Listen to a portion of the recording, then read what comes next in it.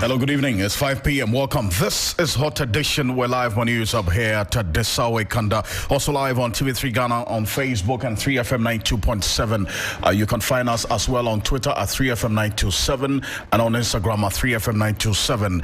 We are coming to you from our studios at John Hammond Street at Desawe Kanda. Remember, we're live across our numerous affiliates across the country on Kesme 107.1 in Tamale and beyond. Also on 3news.com.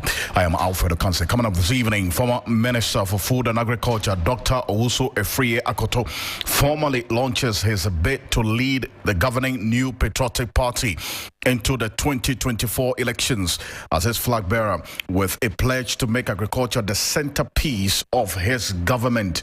We'll tell you details tonight. We weigh the chances of the former minister and lawmaker. 7 political parties without representation in Parliament have also backed the Electoral Commission's new constitutional instrument, making the Ghana card the only source document for continuous voter registration ahead of the 2024 elections. We'll tell you why they are backing the Electoral Commission despite all the resistance and concerns that have been raised by the other political parties. And indeed, a member of the New Patriotic Party who is seeking to lead the party as his flag bearer, Kennedy Japan, have also backed the other political parties, the NDC, and also others who have raised questions about the Electoral Commission's constitutional instrument to make the Ghana card the sole identity document for registration ahead of the 2024 elections. We'll bring you details of these plus more here on Ghana. Also on Hot Edition, on growing calls for probe into claims by a former Minister for Environment, Science and Technology, Professor Kobna Frimpong Boateng, that some government appointees at the presidency are involved in illegal mining. We'll tell you why this is actually happening. Stay with us here on Hot Edition on 3FM 92.7. We'll also tell you the latest in the world of business and sports, together with entertainment, coming up in the next 60 minutes. Stay with us. We'll give you details of these and more.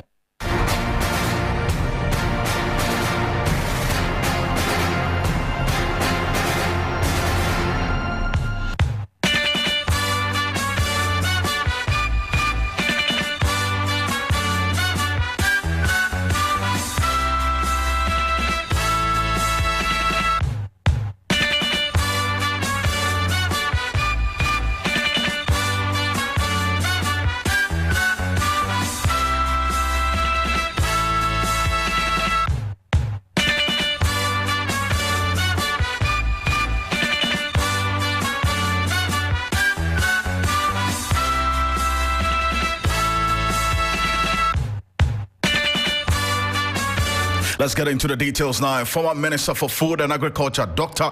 Alfred Ocansey, has launched his bid to lead the governing New Patriotic Party into the 2024 presidential election. Speaking at the launch to officially kickstart his campaign for the NPP flag bearership, Dr. Alfred Ocansey indicated he intends to make agriculture the centerpiece of his administration. He believes with the right policy intervention and investment, agriculture can bring about youth employment and immense development of the country. Earlier, government expenditure on improved seeds and fertilizers amounted to 2.6 billion Ghana cedis. To optimize the gains of such investment, we must further invest in the education of farmers like Yerodu, wherever they are in this country. There is the new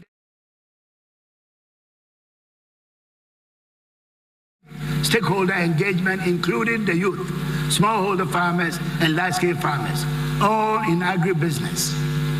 The new paradigm, the critical success stories. Now, I want to go into areas that we need to look at very carefully. There is the urgent need for things to be done differently if we are to succeed in transforming our agriculture. The critical success factors in our transformation agenda will hinge on the following: political will. Ghana has to prioritize agricultural transformation at the highest level of government through the implementation of a well-defined vision and strategy. The investment needed to achieve sustainable food systems will be non-negotiable in my vision to transform agriculture. So that's the former Minister for Food and Agriculture. And a number of questions have been raised about some of the issues that he put out there earlier today during the launch of his campaign at the University of Professional Studies here in Accra. He talks about the needed political will and then also things being done differently. Questions have been raised about what he tried doing differently while he was in office as also the Minister of Food and Agriculture, bearing in mind that particular policy direction that he intends to take as well, talking about making agriculture the centerpiece and the political will, which he says agric must be prioritized. Bear in mind that he was a cabinet minister as well. So what is he going to do differently to prioritize agriculture as against what's being done now? Remember, he is coming up against the likes of Alan Kojo, former Trade Industry Minister. We're going to hear from him shortly as well as we go on here on Hot Edition. Kennedy Japan, as in Central Member of Parliament, he declares intentions. Boache Jakon, a former Energy Minister as well. Komeneje Japan, a former General Secretary of the party. Adainimo, Francis Adainimo, former Member of Parliament, was also declared his intentions, and the likes of Joe Gate and Dr. Konedu Apreku, and then also Kojo Poko Nsafwa. All these, about 10 of them, have actually declared their intentions to lead the NPP as flag bearer. Let's go on to the telephone now. And Dr. Smart Sapon is a political science lecturer, and he's been looking through the crystal ball when it comes to the flag bearership race of the NPP. Dr. Smart Sapon, thank you so much for joining us on Hot Edition. You've just heard Dr. Freya Koto. Does he cut it for you at somebody who's going to make any inroads in the flag bearership race? Well, many thanks, and a very good evening to our cherished listeners. A fantastic lecture, well delivered by the gentleman, Dr. Freya Koto. Like you said, once he brings himself up, many questions will be asked, legitimately so, because this is a man who has occupied that position for 6 uninterrupted years, from 2017 to 2022. When he felt he should resign. Very, very uninterrupted. I'm sure he is one of the darling men of the president, and as much as possible, a lot of the requests that he made in respect of budgetary allocations were all given to him.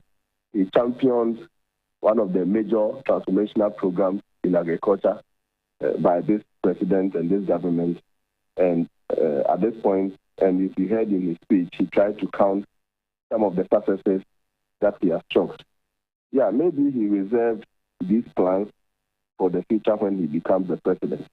The fact that he thinks value addition should be key, the fact that he thinks generally things need to be done in the agri sector differently, the fact that he thinks there is lack of political will, and that maybe it is during his term as the president that the needed political will would be seen. Else, it was a fantastic lecture, but I mean, a lot of questions need to be asked. Those that he himself has raised, and somebody will ask, what then did he do about it within the 6 uninterrupted years he served as the minister? And you see, you touched on another critical point. I mean, this is a minister who has been in office from 2017 up until earlier this year, 2023, when he decided to actually step aside to contest this flag bearership. So if you hear him as a political scientist talk about things being done differently, or things have to be done differently if we are to succeed in the agricultural sector, is he not shooting himself in the foot?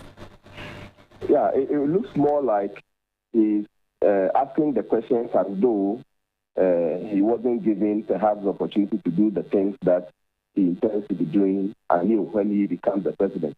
That's why I struggle to think that maybe these are things that he wants to do when he becomes the president. If not, value addition has been a discussion on the table, at least for the Fourth Republic, when some of us began to follow politics.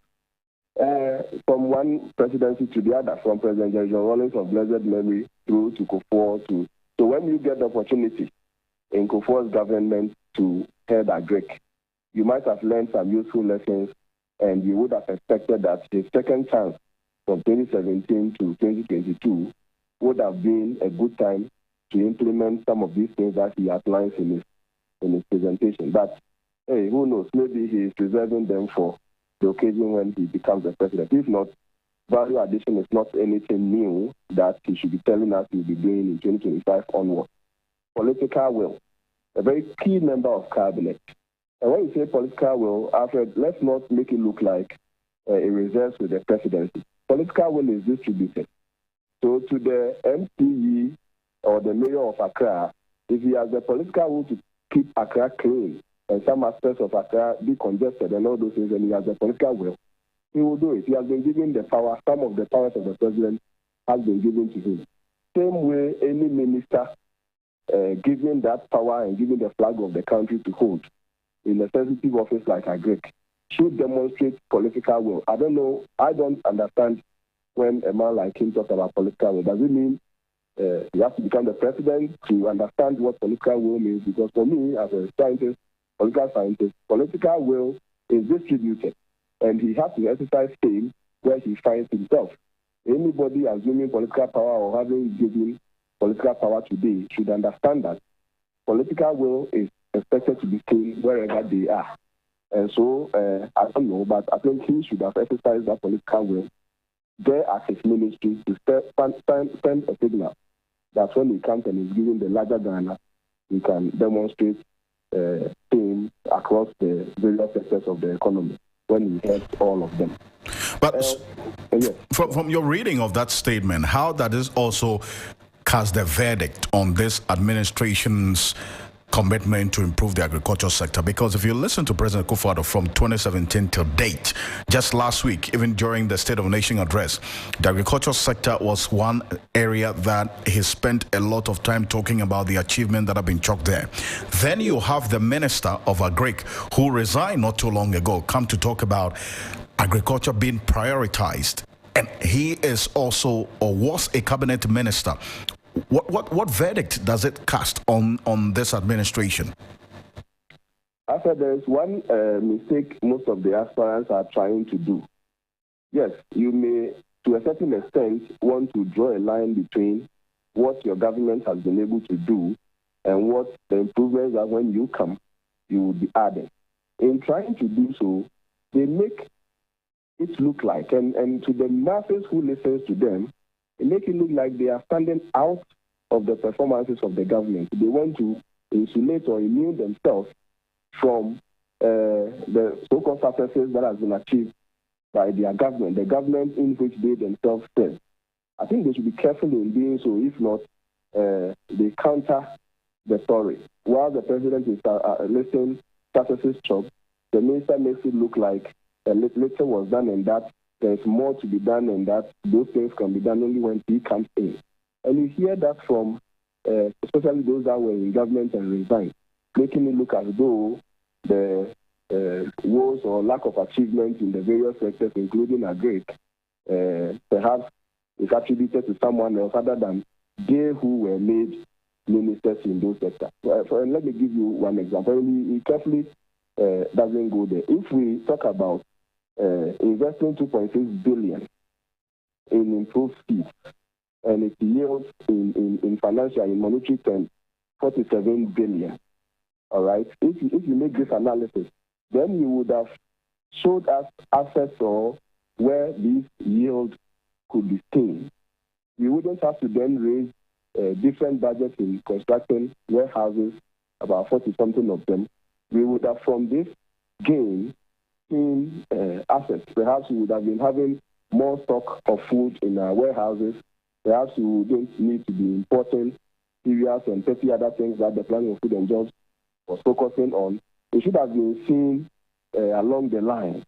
But I dare say from 2018-19, where there was some appreciable abundance of food and values showed so, coming down from 2021, these data, these things, this value, this monetary terms that we discussed cannot be seen by all. Perhaps the minister has better further data or particulars to see, but many of us who follow those data closely cannot see its reflection on our market, its reflection on the value that these things should be given to us. So, yes, he's given a very good letter. I think in the coming days, we will interrogate it further.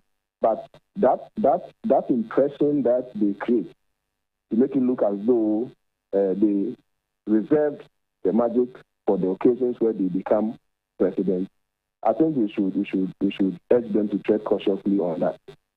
Dr. Smasapan, I want to take a listen to this. The NPP, another flag bearer aspirant, Alan Kojo-Kyerematen, is saying that he'll reverse the country's reliance on the International Monetary Fund if he becomes president. In fact, he gave the assurance when he called on the Gamanche, Kentucky Teko Churu II, to seek his blessings ahead of the flag bearership race into the 2024 elections.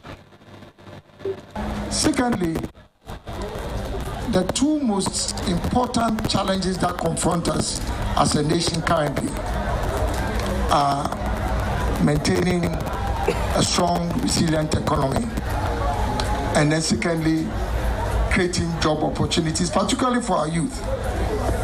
Now, these two challenges cannot be dealt with significantly without transforming our country. Since independence, we've been to the IMF, I think 17 or 18 times.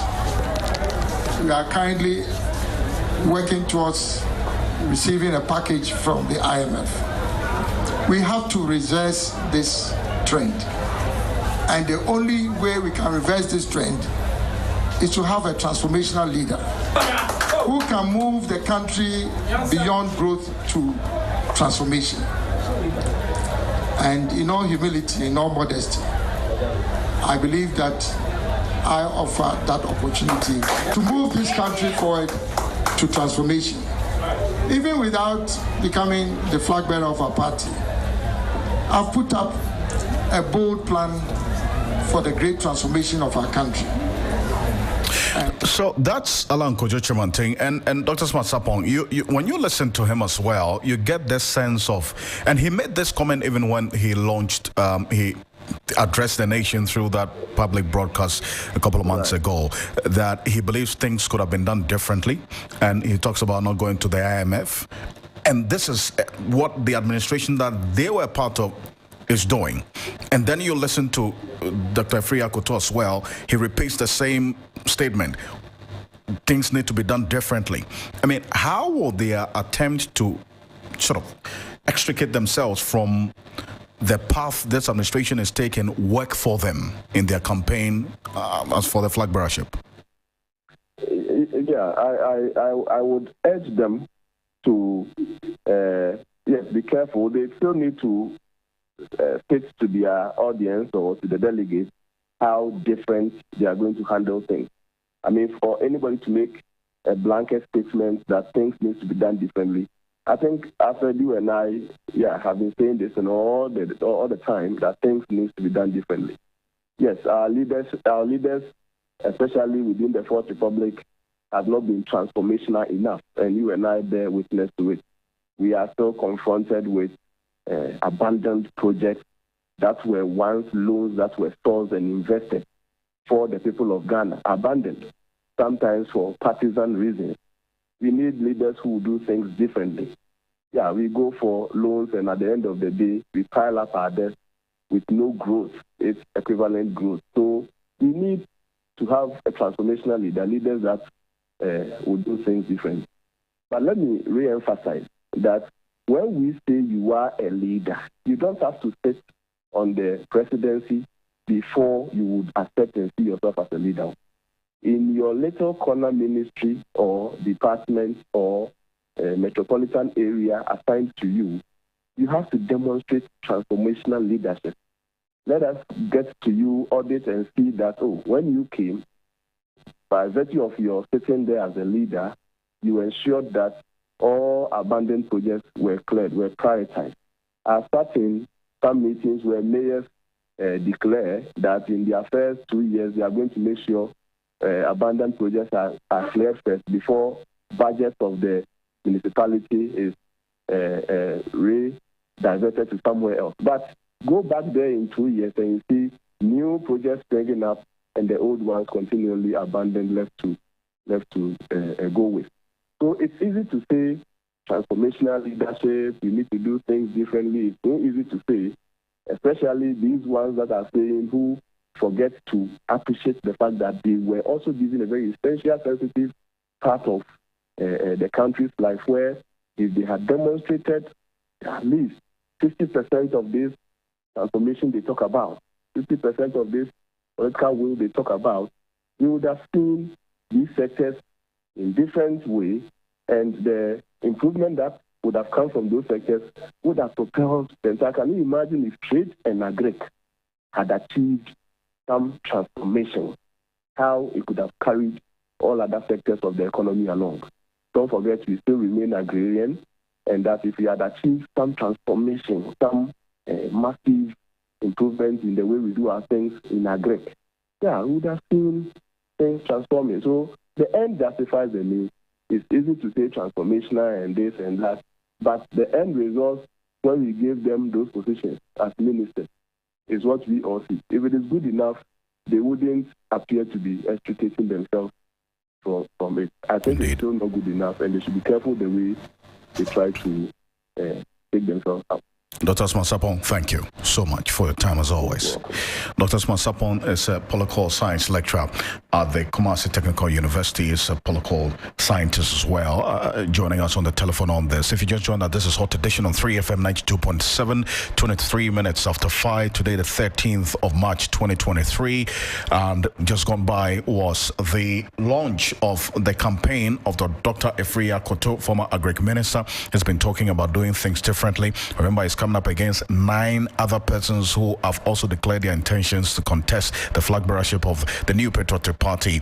Alan Kojo Tremantin, former Trade and Industry Minister; Kennedy Japan, that's Member of Parliament for the Asin Central Constituency; Boache Jaco, former Energy Minister; Kwabena Japan, former General Secretary of the party; Francis Adainimo, a former Member of Parliament as well, together with Joe Gate and Dr. Konedo Apreko, as well as Kojo Poko in Safwa, energy expert. All these persons are seeking to contest the flag bearership of the NPP, together with Dr. Mahmoud Bawumia, who hasn't clearly stated his position, but people who are really close to him as well have indicated he is going to contest, and what we saw over the weekend as well. But 7 political parties without representation in Parliament have backed the Electoral Commission's new constitutional instrument on the use of the Ghana card as a sole document for voter registration. According to the group, there is no need to amend the new CI, since its primary objective is to stop minors and non-citizens from becoming registered voters. It comes on the back of strong resistance by the National Democratic Congress minority in Parliament against the laying of the constitutional instrument, arguing a lot of citizens who do not have the Ghana card would be disenfranchised when this is passed into law. However, the smaller parties, the Great Consolidated Popular Party GCPP, the Liberal Party of Ghana LPG, All People's Congress APC, People's National Convention PNC, the National Democratic Party NDP, Ghana Freedom Party GFP, and the Ghana United Movement disagree. At a news conference earlier today, the parties argued that there is no need to re-evaluate the substance of the CI, as it was created as a result of the Inter-Party Advisory Committee. That's an IPAD consensus. Take a listen to them. Consensus on this new CI at IPAC. We all engaged in a lot of deliberations and series of meetings, which included civil society organizations for almost a year, and resolved to accept to use the National Identification Card as evidence of identification to anyone who applies for registration as a voter. Since laws do not take retrospective effect under our 1992 Constitution, this then means that when this new CI comes into force, persons who are yet to be a registered voter would require only the National Identification Card as evidence of identification to deal with issues of having minors and foreigners on our voter register. We therefore use this medium to call on Parliament to ensure the new CI is laid to help guarantee the integrity and credibility of our voters register and reduce the chaos at registration centers. So that's the smaller group's representative talking at a news conference earlier today. Now, they've vowed to go to Parliament to demand the laying of the CI if the lobbying fails. Now, let's go on to the telephone. Percival Kofi Akpalu is a leader of the Liberal Party of Ghana, LPG, contesting the contested elections in the country over the period. He's joining us. Mr. Akpalu, thank you for your time on Hot Edition. Now, would you identify with the concerns that if this CI is passed into law in its current form, there's a possibility that eligible voters could be disenfranchised because they did not have or they cannot acquire the Ghana card before the set date of the 2024 general elections? Yeah, in fact, I disagree with that. I don't think anybody will be prevented from registering to vote in the coming election. Nobody will be disenfranchised because if we all support to have a smooth running of the 2024 elections, it will help everybody. Because, you see, every time that we are about to go into an election, you see that there will be chaos at the polling center because people want to register and others will try to prevent them. Some will assume that this is a foreigner, this is underage, and things like that. And sometimes it ends in little boy and somebody who will take a club and will hit another person and all those things. We need to move away from that situation. We need to behave as human beings. We need to progress. I mean, getting your Ghana card to enable you to be on the voter register, I don't think it should be difficult for anybody to understand it. I mean, it's for our own good. But there have been proposals that, for instance, instead of phasing out the process of the guarantor system, where the Electoral Commission says that it was fraught with its challenges, and so they can rely on the NIA's guarantor system because it is robust. Why not run the guarantor system alongside the usage of Ghana card as a sole identity document, so that those who cannot get the Ghana card before the registration process concludes for the 2024 general elections, they can also get the opportunity to vote? Right, you see, I think people are missing something very, very important. It's not only about voting to become, ready to become a voter. That is the essence of having the Ghana card. The Ghana card is there to help us get a proper database where we can all rely on, regardless of the institution that you are coming from.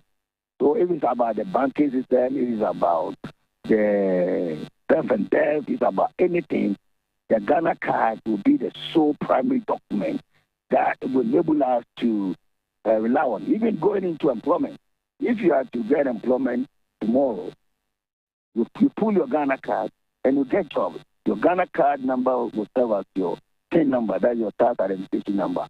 Your Ghana card serves as a public service number. I mean, a unique ID number for every public transaction. That is the sole aim of the Ghana card.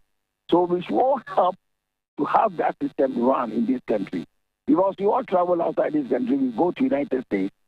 What can you do in the United States if you don't carry SS number?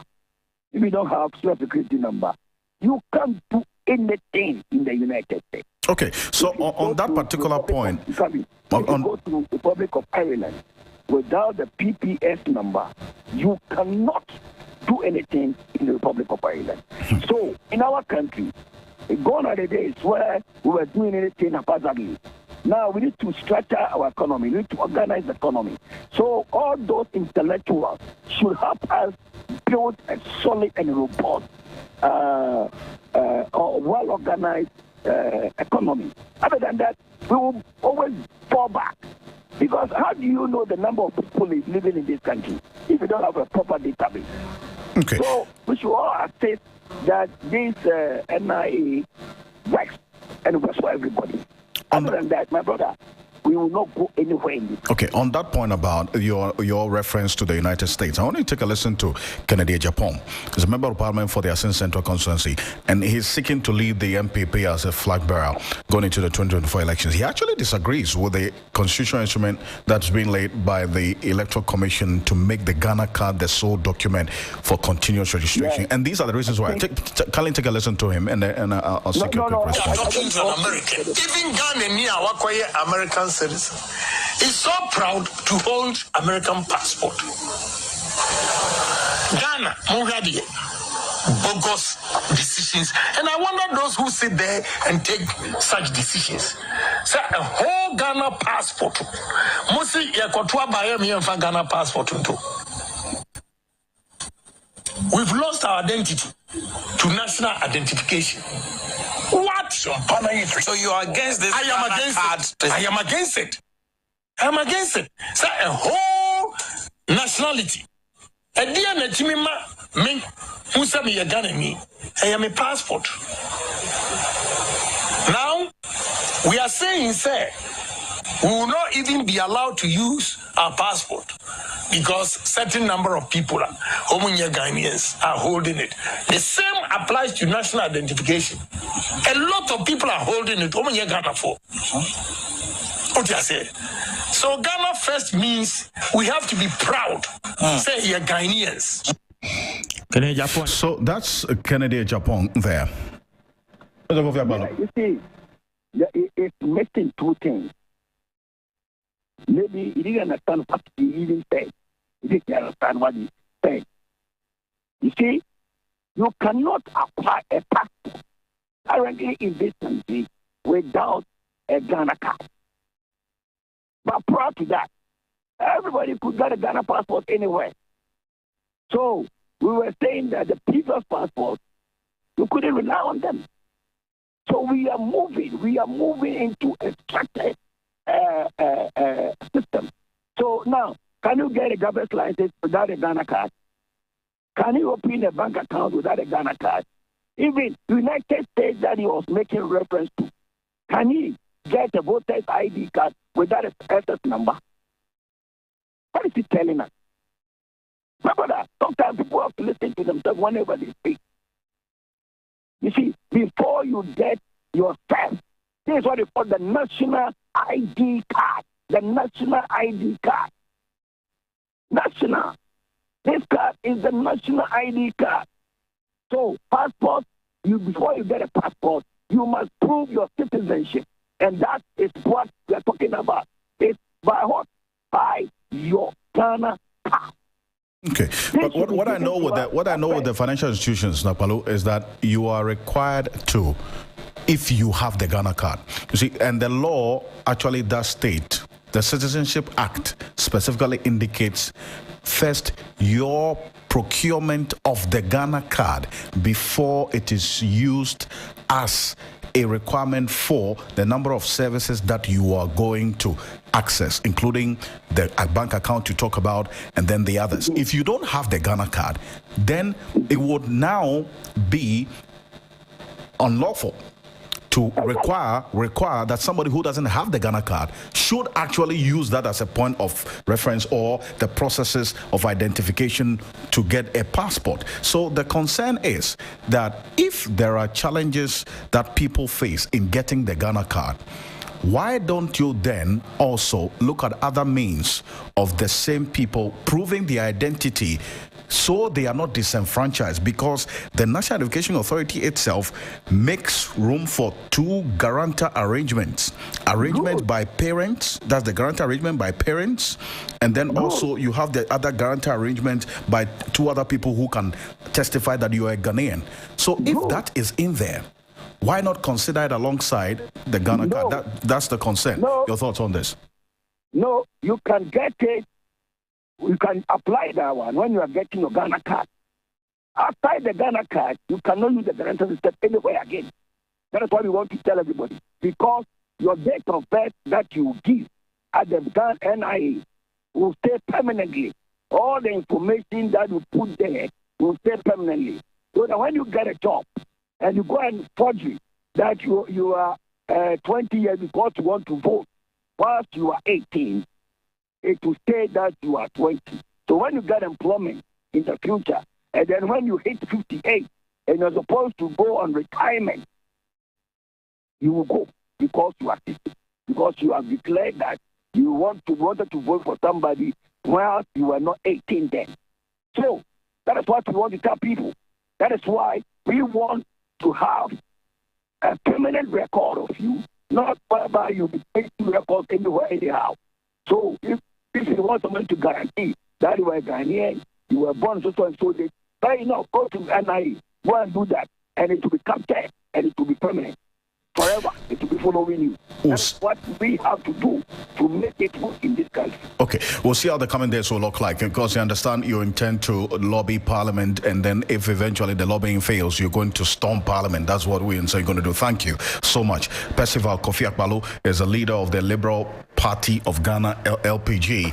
And together with a number of the smaller political parties without representation in Parliament, indicating their support for the Electoral Commission's constitutional instrument to make the Ghana card the sole identity document for continuous registration ahead of the 2024 general elections. But pressure is now mounting on government to investigate claims by a former Minister of Environment, Science and Technology, Professor Kwabena Frimpong Boateng, alleging the involvement of top government officials in the illegal mining menace. Talking about Galamsey, Professor Frimpong Boateng, who chaired the Interministerial Committee Against Illegal Mining at the height of the clampdown on Galamsey, told state broadcaster GTV that illegal mining menace goes as high as the seat of government.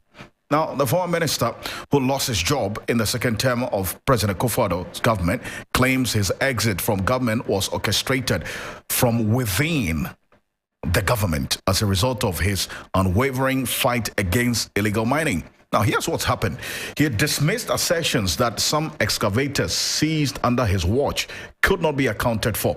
You recall that some 500 excavators got missing under mysterious circumstances while he was Minister of Environment, Science and Technology. This is what he had to say in response.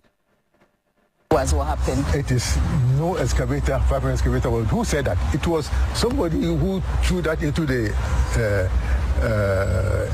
media space. Yeah, it's a media space to tag something on Frimpong Boateng. What am I doing for 500 excavator? The true story is that at the start of the Operation Vanguard thing, the soldiers were supposed to arrest the excavators, and they go into the forest where they are doing the mining, and they remove the control board. So if they remove 20 control boards today, they will report that they have immobilized 20 control boards. But then when you go away, they'll bring control boards and freeze them, and then off they go. And then somebody put it out there, Frimpong Boateng has taken 500 square. What am I going to do with it? There was an orchestrating scheme, even within the party and government, to get you out. So that, look, when I left, now everybody's in the forest. That's a very instructive statement that he's making there. And this is Professor Kwabena Frimpong Boateng, and he raises critical issues there. And this has got many asking for a lot more questions and answers to some of the issues that he raises there. And let's go on to the telephone now. Awolasewa Sewa is founder and coordinator of Eco-Conscious Citizens Ghana. Awolasewa Sewa, thank you so much, as always, for joining us on Hot Edition. This is a man who had a lot of questions to answer while he was minister, and now he's giving some revelations about why he was first sacked and what happened in there. Now, would you support calls for some investigation into this statement that people in government, at the height of government, are involved in illegal mining? First of all, good afternoon, and thank you very much for inviting me. What I would say is that illegal mining is obviously devastating Ghana. We have to look at our forests and our water bodies, which are all polluted. The president said he was putting his presidency on the line. We are in March 2023. There hasn't been much improvement. As we speak, our waters are still getting polluted. So yes, whatever we can do to get to the bottom of why the fight against illegal mining is not working and why our waters are still getting polluted is welcome. See, now, when you listen to him, he talks about his an almost cartel system where he says that, look, there are people who are actually at the seat of government who are involved in this. In your view, how can we unravel the truth or otherwise behind this statement that is coming from no less a person than someone who occupied the position of minister and was charged with the responsibility of leading this fight against illegal mining not too long ago? Yes, I mean, this is a very respectable person. We know the tremendous work he did at the Cardiac Thoracic Center.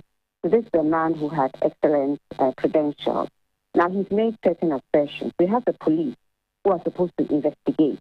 So I believe that they should try and get better and further particulars from him, investigate the matter, so that we can get to the root of this, because we are facing a clear and present danger. We can't go on like this. The fight against illegal mining is certainly not working. And it's not working because it seems as if those involved in it are untouchable. Recently, we saw what happened with Akonta mining. Correct me if I'm wrong, but I don't know that any prosecution is being brought against those who entered a tunnel in the forest reserve and caused devastation. So with these things going on, obviously what the former minister is saying appears very plausible. We know that Joy also did some investigations a while back. We know what happened. To this date, nobody has been held accountable. So I believe that the police should investigate these allegations, get to the bottom of it, and then arrest those involved. They should be prosecuted, and then the courts will decide whether they are guilty or not. In fact, you're right to raise questions about, for instance, what was done in other cases. Because in the case of Akonta mining, this is what the president said. That Akonta mining is not engaged in any illegal mining anywhere in Ghana as we speak. That is the verdict of the president, Awola, on Akonta mining. The president, I'm not aware that the president is a court of law and that he has had all the information and that he has pronounced judgment. At the end of the day, the facts as we all know them is that Akonta mining entered the forest reserve. There's evidence. I have seen photos. So even if at this very minute that the president was speaking, they were not engaged in illegal mining, Ghanaians are not idiots. What took place before is what is being talked about. So if they have in the past, before the president made the statement, been involved in illegal mining, they need to be held accountable. Whether at that present time they were involved or not is an entirely different matter. But we know we have the evidence that at one point they entered the forest reserve and they need to be held accountable. So many people found the president's statement most unhelpful and unfortunate. Awola, thank you so much for your time. And this call for investigations indeed is supported by many. We'll see how things play out in the coming days. I appreciate your time as always. Thank you very much for having me. Great. Awola Sewa is founder and coordinator of the economic system, that's Eco-Conscious Citizens Ghana, talking to us there. And this is Hot Edition on 3FM 92.7. We have eyes on how things are playing out, especially in the world of business, where we understand that some bonds that were matured over the period, the finance minister promised to make payment beginning today. We understand that promise has not been fulfilled. And Abdul Sani Rahman, who is with our trade business, is here. Sani, great to have you. Has there been any change as yet? Has the finance minister honored his promise to pay the matured bonds? As at 2 minutes ago when I checked with some of the bondholders before I just walked into the studio, none of them has received any sort of alert or notification indicating government is paying. Our checks with government also has not been fruitful because they've not been responding to our calls to tell us whether they've made payment or not, and this may raise or cause some sort of anxiety among these bondholders, especially when government has said those whose bonds matured and decided not to participate in the debt exchange program will not suffer, and the payment of their coupons and principal, if they so wish, will be done according to maturity. And some of the bonds matured on February 6th, some matured on February 20, some matured on 14th day of March, and are yet to receive payment. Alfred, let's see how it goes. Let's get into the details, shall we?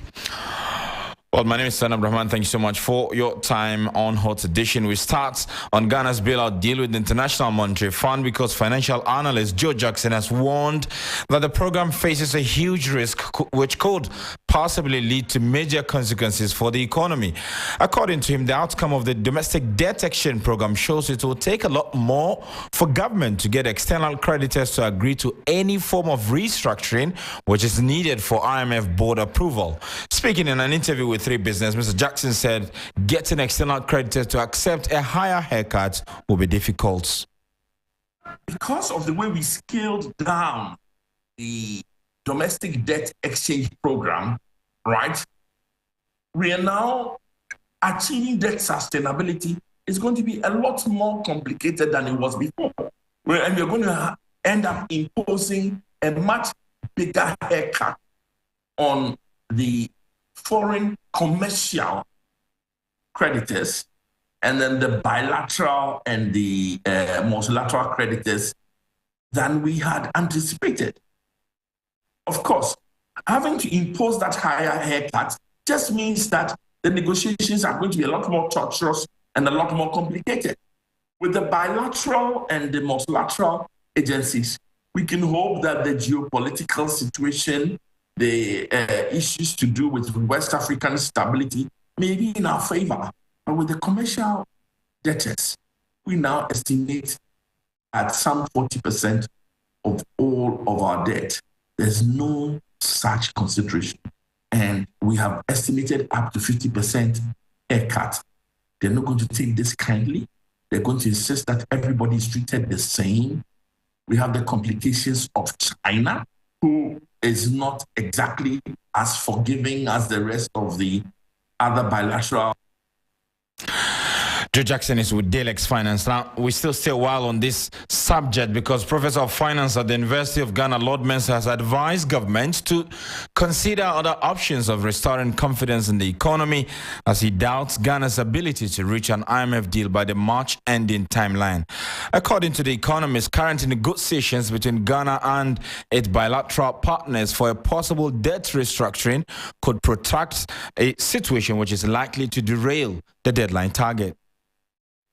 Talking about not getting an IMF deal by end of March, having serious impact on the economy. I think there should be a plan B. If you don't get the IMF deal by the end of March, you should have a plan B as an economic manager. So for me, there should be a plan B building up, which I know very well that they may also consider maybe having an engagement with Americans, having an engagement, taking advantage of the geopolitical,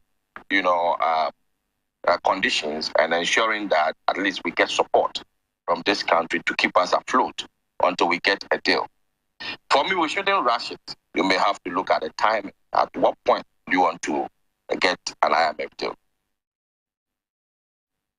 Professor Lord Mensah is with the University of Ghana Business School. Now, yields on treasury bills have been falling further in the last auction as government measures to correct interest rate anomalies on the money market continue to achieve results. However, despite the drop in interest rate, the auction was oversubscribed by more than 74%, adding to the weeks of high patronage seen on the market. Courage Boti is lead researcher with GCB Capital.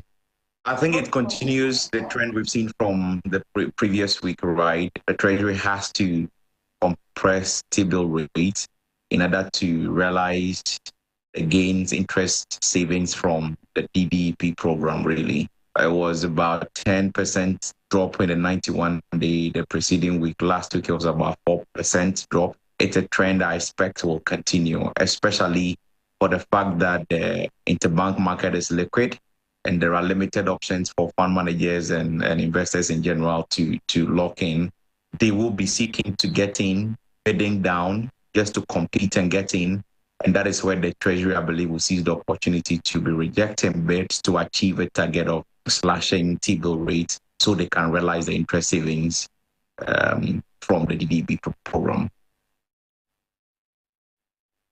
Courage Booties with GCB Capital and has been sharing his perspective on the latest results on the money market. Alfred, we've seen the yields dropping in the last couple of weeks. Quite some good news for the government, bad news for investors, because this certainly means your expected income on that part of the market will drop.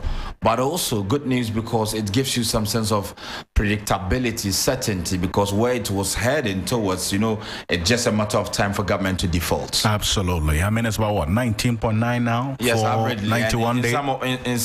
Even on the 91 day, in some transactions, investors were bidding as low as 16.3%. Quite huge. The margin of that's all from 33, 34% down to about 16. Yes. That's quite huge.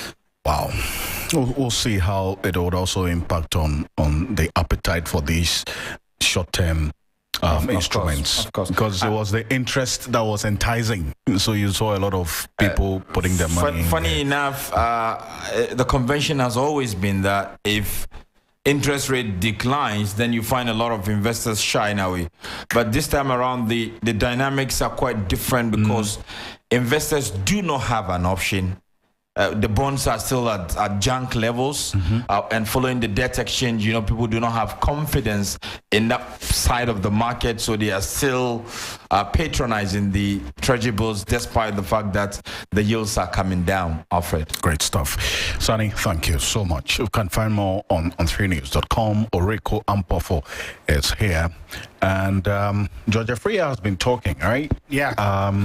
About Chris Hutton and a few others. Yeah, and a few others, including Mohammed Kudus. And super. That's where we'll be starting with. And so, as you rightly mentioned, Georgia Freya has been speaking. And for Mohammed Kudus especially, who was on target again this weekend, taking his tally to 20 goals for club and country this season. Now, former Vice President of the Ghana Football Association, Georgia Freya, believes that, like previous stars, it is the turn of the 22-year-old to shine in the national team. Now, he was speaking on Sports Ultras on 3FM 92.7 this weekend. First of all, he needs our prayers and support.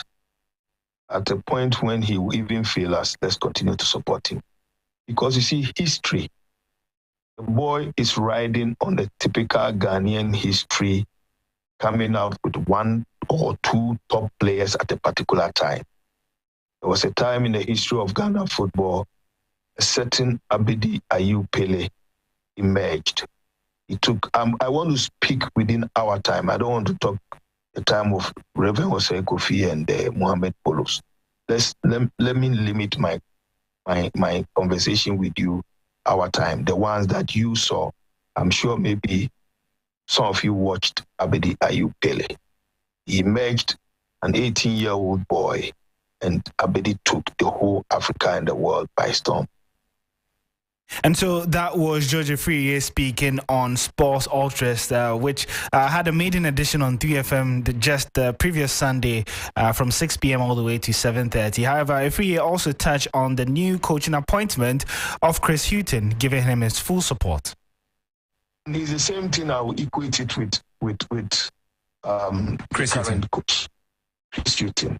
Chris, for me, should have taken us to the World Cup. Why? Because you have a manager who has managed a top English football. Today, you and I, there's no argument about it that the English football, the Spanish football, the German football are the three topmost leagues in the world. So if you have a coach who has managed top leagues in the world, coming into your country as the national team coach, if you can't do it, trust me, nobody can do it. And so that was George Efriye on Chris Hutton, but still on the Black Stars, because a key member of the team, Thomas Partey, has been compared to Casemiro a lot this season in the race to who would be declared as the best defensive midfielder in the English Premier League. Well, Thomas Partey, after this weekend's victory over Fulham, was quizzed on the matter, and this is what he had to say. Well, I think I have to concentrate on my work. I'm really happy, to be at least seen by some people. And I think the most important is to keep helping the team, which is the mentality I have, and also to work on myself. Thomas Partey there being very cautious with his words and when it comes to the comparison with Casemiro, which has been all over social media, especially between yesterday and today. That's your sports for now here on Hot Edition. Rick Wampofo, thank you so much. This is Hot Edition on 3FM 92.7. Stay with us. Go for this quick break. When we're back, we have entertainment news with Akofa seated already. Keys. What could be simpler than a key? Who doesn't have a key? A car key, an office key, a drawer key. But there's one key that rules them all. The house key. The key to a place we call home. The key to the home where everything comes together. The key to a home that is our own. A home where we make life happen with our families and loved ones. Adoha has been working hard for over 30 years to make home ownership within reach for many. Say yes to property with Adoha. Your dream home is one call away. Your dream home is a few clicks away. Visit our Accra project, The Place, by calling 030-2789-757. All right, so it's time for entertainment news right here on Hot Edition on 3FM 92.7. My name is Akofana. Coming up on entertainment tonight, Black Sheriff dedicates moving performance to the memory of Christian Achu in Abu Dhabi, and Nigerian singer Thames criticized for her view-blocking outfit at the Oscars. Well, thank you for your time. Let's get straight to it. Rapper and singer Black Sheriff has paid tribute to the memory of former Black Stars player Christian Achu at a concert in Abu Dhabi. Black Sheriff was performing at the Wireless Festival held in Abu Dhabi when he took the opportunity to eulogize the footballer who died tragically in the earthquake that hit parts of Turkey and Syria last month. Now, in a video shared on the Quick with the Traveler Crooner's social media pages, the artist is seen performing Redemption Song by Bob Marley and the Wailers. Words including Rest in Peace, Gone but Not Forgotten, Achu 8 and the image of Christian Achu were displayed on a giant LED screen as he performed at the Etihad Park. Now we just have excerpts of that performance to share with you.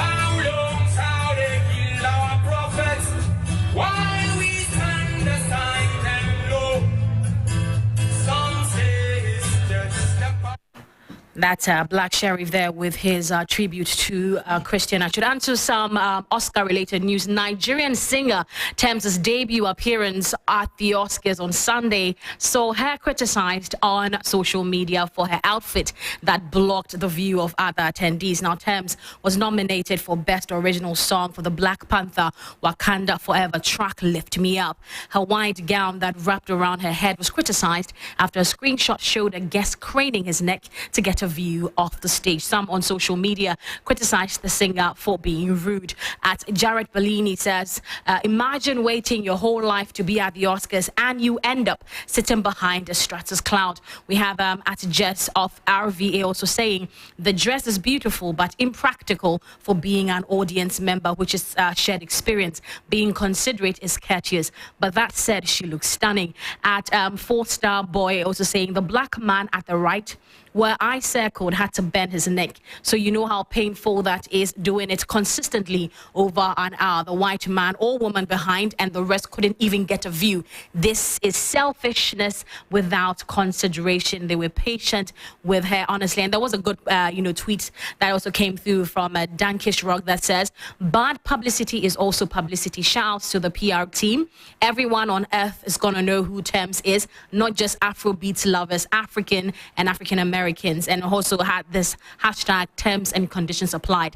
And yeah, so Thames' dress was made by Ukrainian-born fashion designer Lesja Veligiri of Lever Couture. Now, the singer won a Grammy Award in February in the Best Melodic Rap Performance category for her contribution to the hit song Wait For You with Future and Drake. And also the biggest winners on the night actually was the movie makers of Everything, Everywhere, All at Once. They won 7 out of the 11 nominations. Also, Jimmy Kimmel returned as the 95th host for the Academy Awards. My name is Akofa, and that's it for the entertainment news on Hot Edition. Kofa, thank you. You're back at 8 o'clock. I am back at 8 o'clock. To wind down. Absolutely. Great stuff.